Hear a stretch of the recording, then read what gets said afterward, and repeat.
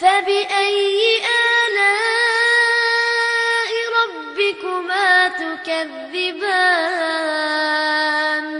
Ya, ada Quran surah An-Nisa ayat 140. Wa qad nazzala 'alaikum fil kitabi, dan telah tetap ketentuan dalam Al-Qur'an. An idza sami'tum ayatillahi, kalau pernah Anda mendengar ayat-ayat Allah, yukfaru biha, diingkari.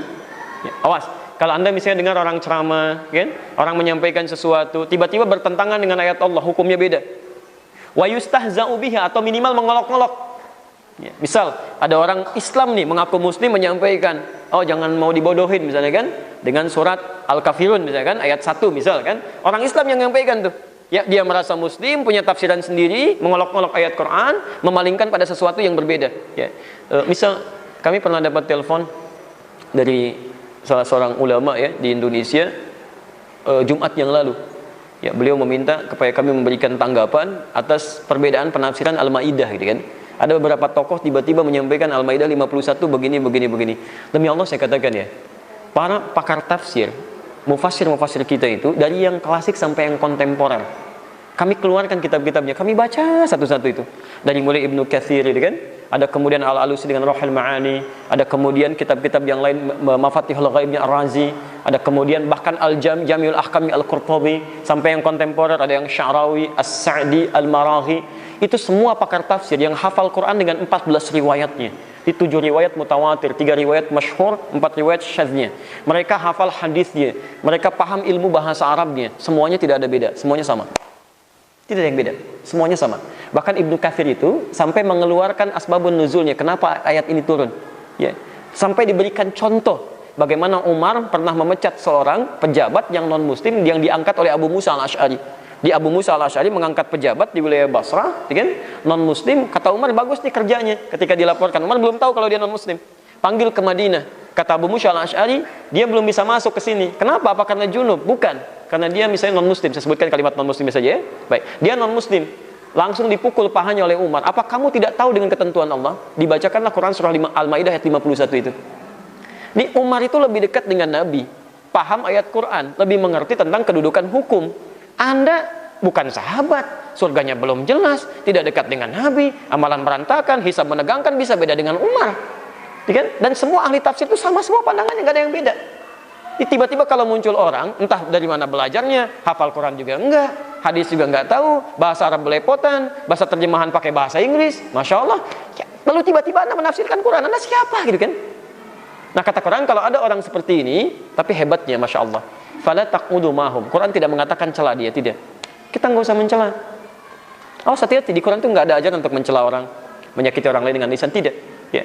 Awas, ingat rumus ini ya, ingat rumus ini. Ibu bapak sekalian, mencela sesuatu yang sudah kotor dan salah itu nggak ada kerjaan. Yang sudah jelas kotornya, kenapa dicela lagi? Karena jelas buang-buang waktu. Lebih baik lisan kita digunakan untuk yang baik-baik. Ya, baca Quran, kan? Kemudian gunakan yang baik-baik. Mencela yang sudah jelas salahnya itu keterlaluan menurut saya. Ya, udah itu nggak ada kerjaan di situ. Ya. Contoh begini, ayam itu kan diciptakan dengan nafsu, jadi selalu salah, tidak pernah punya sifat takwa.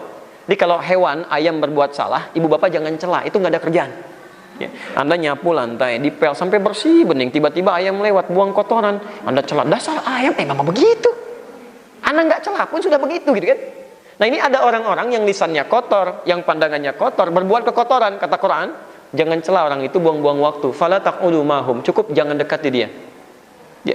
Taqudu itu jangan duduk, jangan sertai, jangan baca karyanya, jangan dengarkan ceramahnya, tinggalkan bacaannya, tinggalkan seminarnya. Kalau dia punya profesi, kucilkan. Sudah, jangan dipakai jasanya. Kalau pengacara, jangan dipakai jasanya. Kalau orang politik, jangan dipilih partainya. Isolasi semuanya.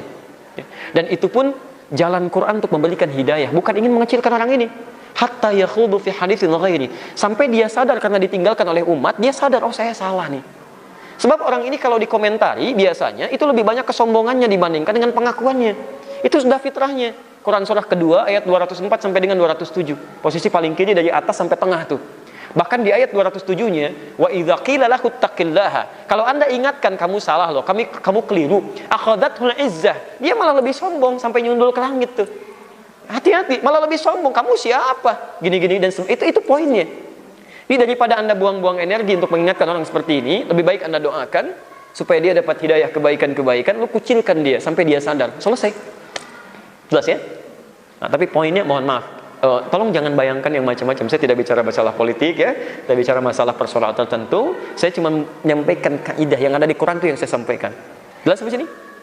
Baik, jadi saya tutup dulu. Kesimpulannya, maaf, orang-orang yang tergerak untuk belajar itu disebut oleh Nabi, orang-orang diinginkan oleh Allah menjadi orang baik. Tapi tidak cukup menjadi baik saja, mesti ada ketentuan yang diikuti. Ya, ikuti pelajaran-pelajaran yang memahamkan kita dengan agama. Yang kedua, mendekatkan kita dengan Allah Subhanahu wa taala.